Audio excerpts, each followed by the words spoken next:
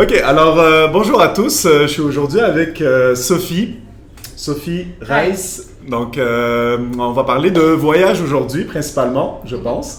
Donc, je vais laisser le temps un petit peu de se présenter, puis je vais lui poser des questions sur ce qu'elle fait, puis quelques conseils qu'elle va nous donner, super intéressants, j'ai hâte d'écouter ça.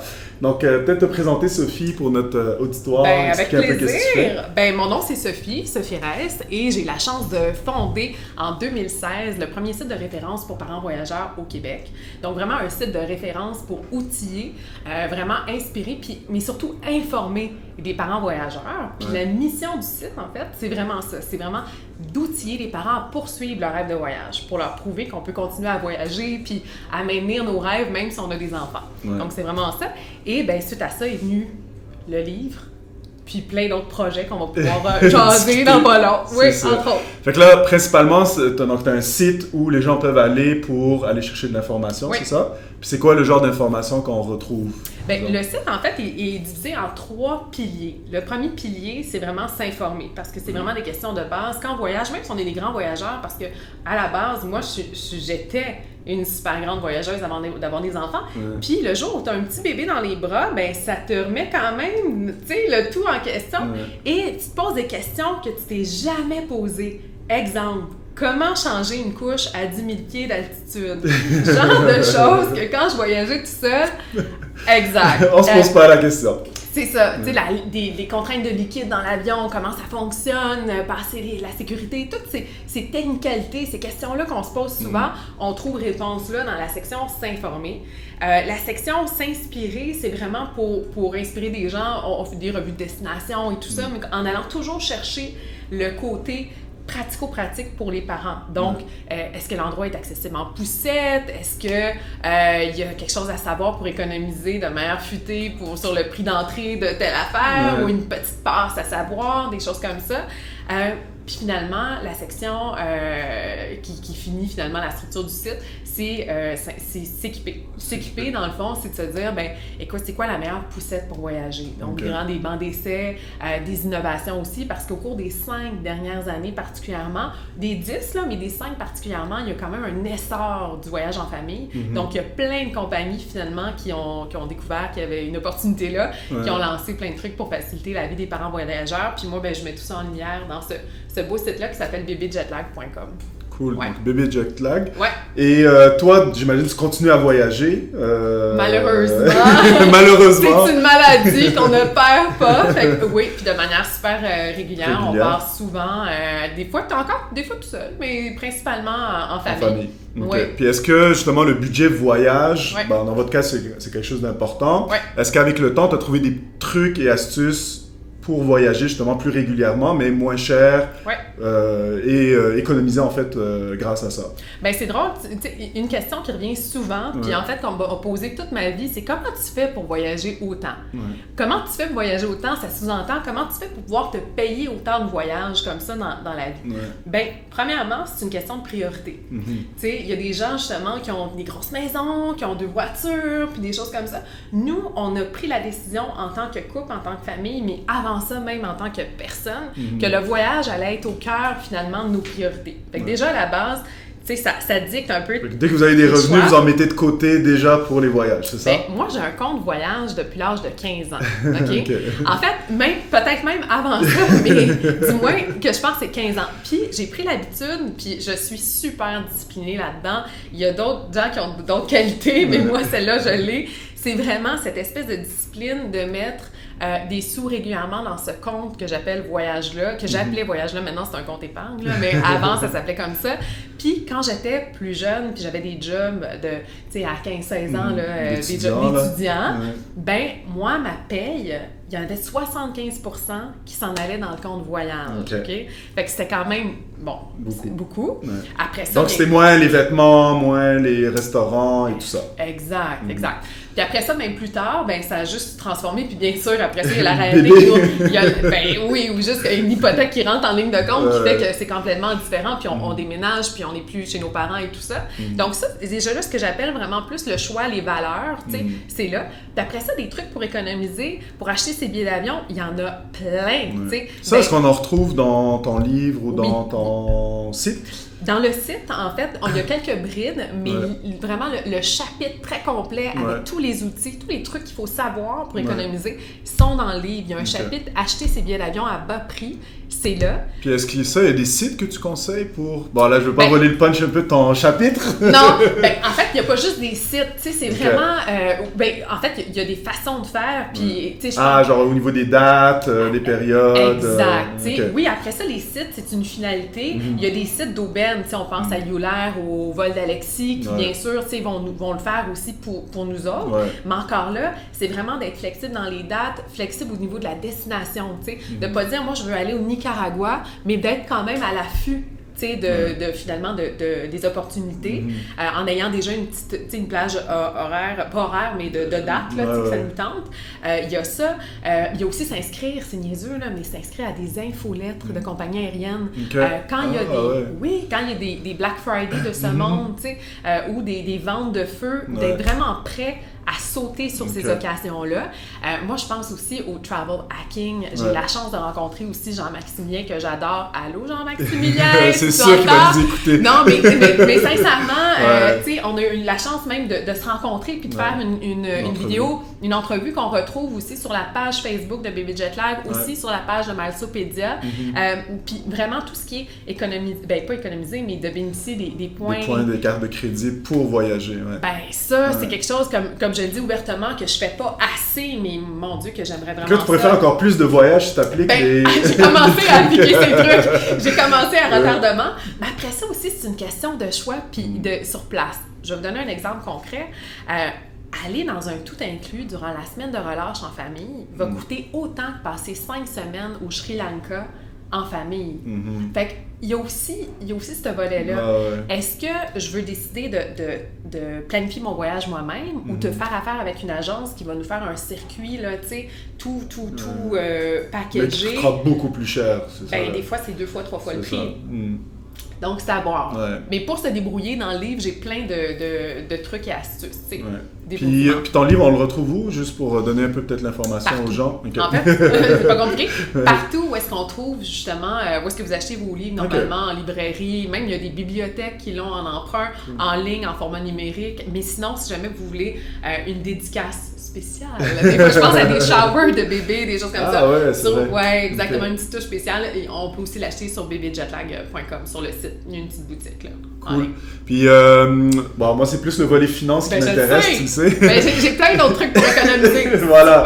Vas-y, donne-moi un autre. Non, si t'en veux un autre, tantôt, je parlais des billets d'avion, mais l'hébergement. Ah oui. L'hébergement, tu sais aussi, tu sais... En fait, c'est les 2 postes budgétaires importants. Après ça, il y a tout ce qui est nourriture, mais la location d'une maison, de faire justement ses repas à la maison, souvent on se dit, oui, mais je suis dans un endroit, je veux voyager, puis tout ça, tu sais, on découvre des marchés. Des marchés, ça c'est le fun, c'est une autre interaction qu'on fait. Et rien n'empêche de prendre son déjeuner à la maison, puis son souper à la maison, puis d'aller luncher au resto aussi.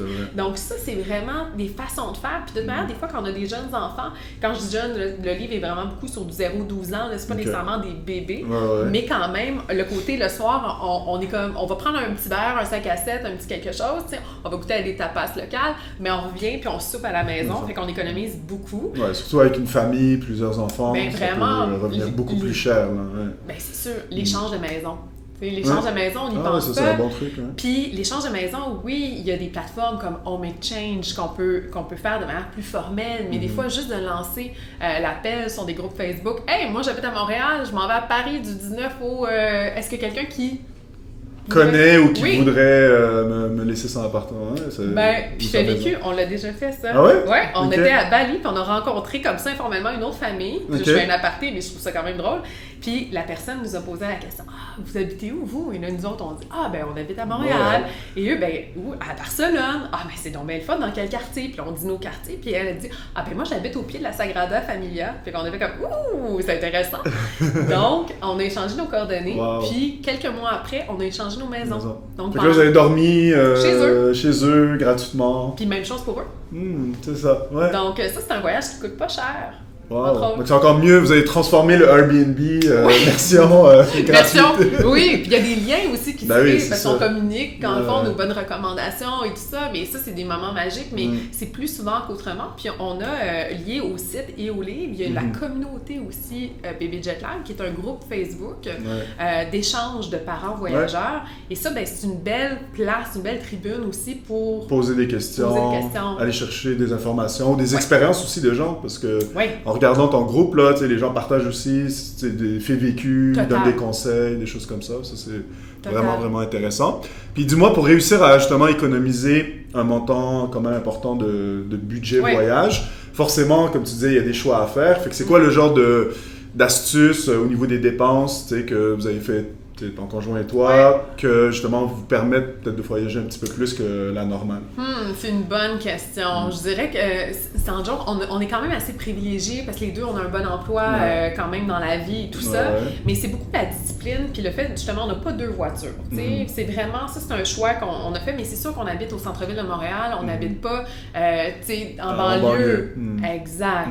On habite dans une plus petite maison urbaine, en fait, vraiment en plein cœur du plateau, parce que ça fait partie de notre mode de vie, C'est vraiment comme ça, mais on n'a pas eu la chance, on a la chance plutôt de pas nécessairement avoir à couper nécessairement ailleurs. Exact. Cool. Puis au niveau toujours des conseils, peut-être par rapport toujours au niveau des voyages, est-ce qu'il y a des destinations plus propices justement pour les familles peut-être? Ben ça aussi, en fait, ça c'est une grosse question qui revient souvent dans le groupe, tu sais. Quelle est la meilleure destination avec une famille, tu sais?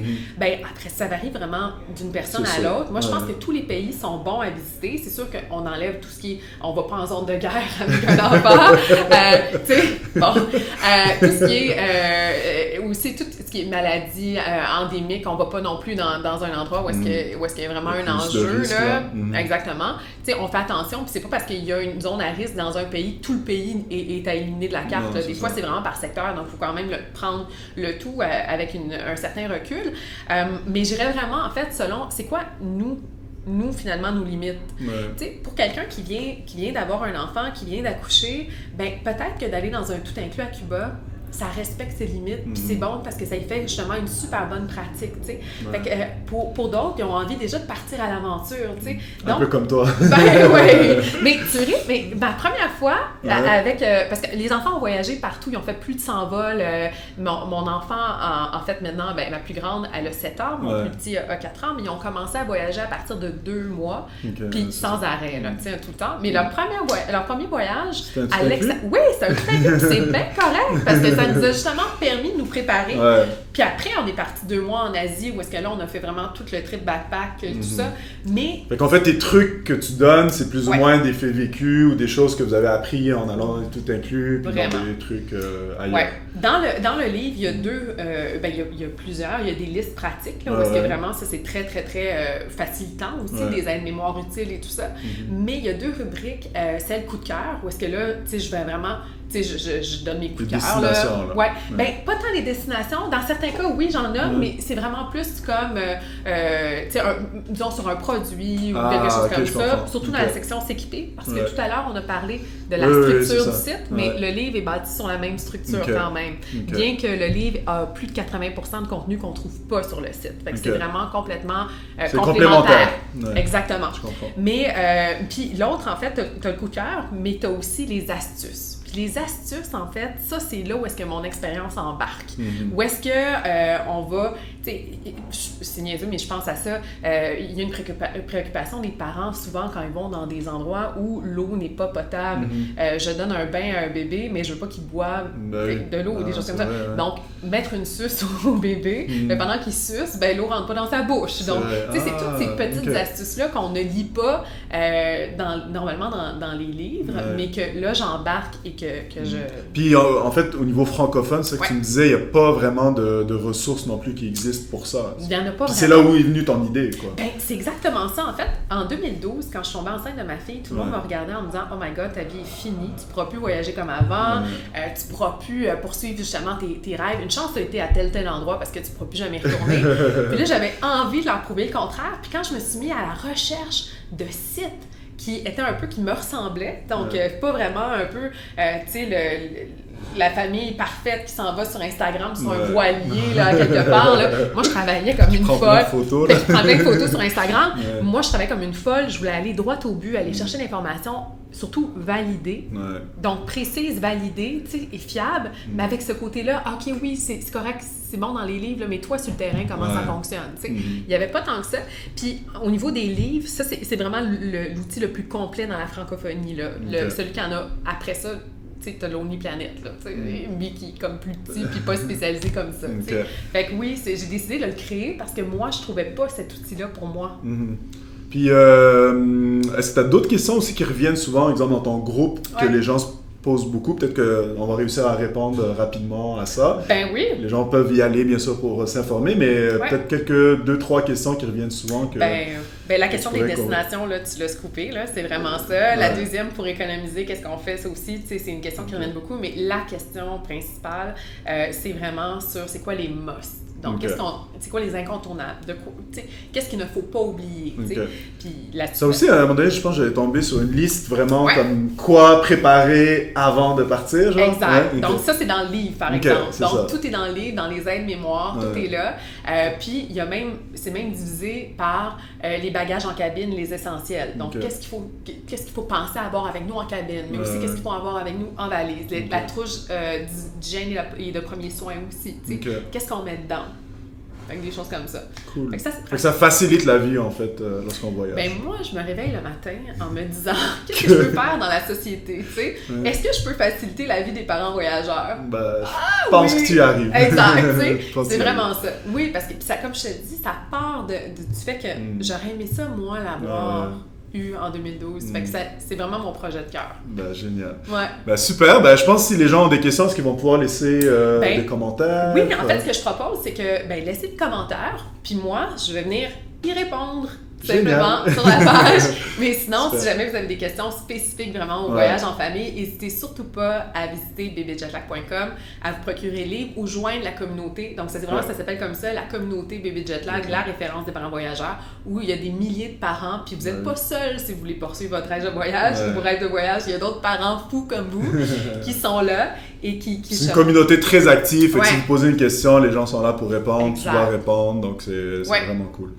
Ben, super. Je remercie tout le monde d'avoir pris le temps de nous écouter, puis je te remercie surtout toi de m'avoir reçu en entrevue. Fait que j'espère que les gens vont poser des questions puis vont avoir aimé ça. Absolument, puis vraiment partagez-le dans votre communauté aussi, c'est vraiment... là c'est bientôt Noël, donc ça peut très très bien s'offrir à si vous avez des gens dans votre famille là qui voyagent ou qui viennent d'avoir un enfant puis vous voulez leur montrer que c'est possible de voyager avec des enfants, je pense que ça peut être un bon moment pour le faire. C'est un cadeau plus original qu'une bouteille de vin. Voilà.